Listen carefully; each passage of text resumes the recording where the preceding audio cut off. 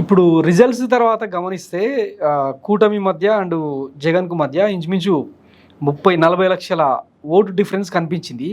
వాళ్ళకంటే అన్ని పార్టీలు కలుపుకుంటే జనసేన, బీజేపీ అండ్ టీడీపీ కలుపుకుంటే 57% దగ్గర వీళ్ళకు 40%. అసలు ఎక్స్పెక్ట్ చేసిరా ఒకటి ఓటు మెర్జ్ అవుతుందని, అంటే పార్టీల మధ్య ఎక్స్పెక్ట్ చేశారా?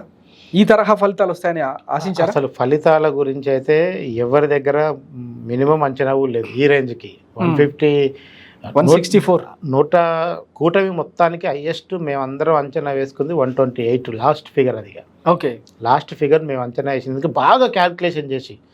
బాగా నాకు ఒక 33 నియోజకవర్గాలు బెనిఫిట్ ఆఫ్ డౌట్ కింద వచ్చినాయి. నేను వాటిని ఏం చేసిన, జనరల్గా కీన్ కంటెస్ట్ ఉన్నప్పుడు అధికార పక్షానికి ఎడ్జ్ ఉంటుంది. అవును. సో నేను ఆ 33 వైసీపీ ఖాతాలో వేసిన. అది కూడా తిరగబడ్డది, అక్కడ కూడా ఫలితం తిరగబడ్డది. అసలు ఫలితాలు ఈ రేంజ్ ఊహ అనేది ఏ సంస్థ కానీ, ఏ పోల్స్టర్ కానీ, ఏ ప్రిడిక్షన్ దగ్గర కూడా లేదు. ఒక అన్ని ఫ్లాప్ అయినట్టే. అయితే అంటే దగ్గర కన్నా ఉండాలి. అయితే మీరు ఇందులో కీలకమైనది ఏంటంటే, ఎక్కువ మంది ఆశించి భంగపడ్డది ఎక్కడంటే, కనీసం కాపులు కమ్మలకు నిలబడ్డ కాడ ఓట్లేస్తున్నాం కానీ కాపులు నిలబడ్డ కాడ కమ్మలు ఓట్లేయరు అనేది ఒక పెద్ద. అవును. సో కమ్మ పర్సెంట్, కాపు పర్సెంట్ తక్కువే కావచ్చు. ఇవాళ ఆంధ్రాలో 42% బీసీలు. అవును. బీసీలో ఓసీ కాపులు ఉన్నారు, మళ్ళీ ఓసీ కాపులు కూడా ఉన్నారు. ఓకే. సో ఎక్కడైతే జనసేనకి 21 సీట్లు ఇచ్చిన చోట కనీసం వాళ్ళు 7 గెలిస్తే మహా గొప్ప అనుకున్నారు. 21 సీట్లలో 7 గెలిస్తే మహా గొప్ప. అది కూడా ఈస్ట్ వెస్ట్లో ఛాన్సెస్ ఉంటుంది తప్ప, అందులో నెక్స్ట్ ఉత్తరాంధ్రలో ఒక దగ్గర ఛాన్స్ ఉంటుంది తప్ప, వాళ్ళు ఇక 10 గెలిస్తే అద్భుతం, అబ్బా మహా పండగ చేసుకోవచ్చు 10 గెలిస్తే అనుకున్నారు.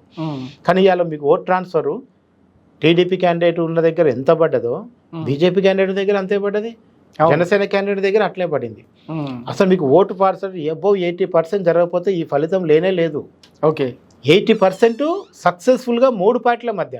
ఓకే. అసలు కడప జిల్లాలో బీజేపీ గెలవటం ఏందనేది కదా ఆశ్చర్యం. పెద్ద ఆశ్చర్యం ఏంటంటే బీజేపీకి ఓట్లు ఎవరు వేసిరా నాయన అని మొత్తుకుంటారు. అవును. చాలా మంది విమర్శింది తెలుసా, ఆ గాజు గ్లాస్ని ఎవడు గుర్తుపడతాడు, దాన్ని చూసి ఓసేవాడు, ఆ గాజుకి ఇచ్చిన అన్ని ఫ్యాన్కి వచ్చేస్తాయి ఆటోమేటిక్గా అన్నారు. సో అందుకని మీరు చూడండి, అంటే జనము కూటమిని గుర్తించారు, బీజేపీని గుర్తించారు, పువ్వును గుర్తించారు, గ్లాసును గుర్తించారు, కసితో ఓట్లు వేశారు. నార్మల్ కూడా వేయలే, రాత్రి 10 వరకు లైన్లో నిలబడేశారు. సో దీని వెనకాల పోల్ మేనేజ్మెంట్ అనేది చాలా బాగా జరిగింది. ఓకే. ఎందుకంటే చాలా టీడీపీ అనుభవం బాగా కలిసి టీడీపీ కోసం ఈసారి తెలియని శక్తులు ఎన్ని పనిచేశాయంటే, ముఖ్యంగా ఎన్ఆర్ఐ సెక్షన్లో పాత్ర చాలా పెద్దది. ఓకే.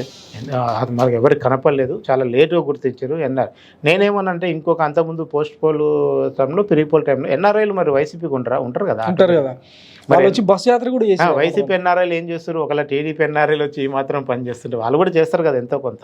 సో అందుకనే మనకు జోక్ జరిగింది, విజయవాడ వైపోయే బస్సులన్నీ టీడీపీకి ఓటేసినట్టు, కర్నూలు వైపోయే బస్సులన్నీ వైసీపీకి ఓటేసినట్టు, ఇట్లా ఒక కామెడీ కూడా జరిగింది కొన్ని రోజులు. సో అది ఈ ట్రెండ్ మాత్రం ఒకటేదంటే, కన్సాలిడేటింగ్ ఆఫ్ ఓటింగ్ అనేది అబౌవ్ 80 to 90% జరగటం వల్ల మాత్రమే సాధ్యమే ఈ రిజల్ట్ వచ్చింది. ఓకే.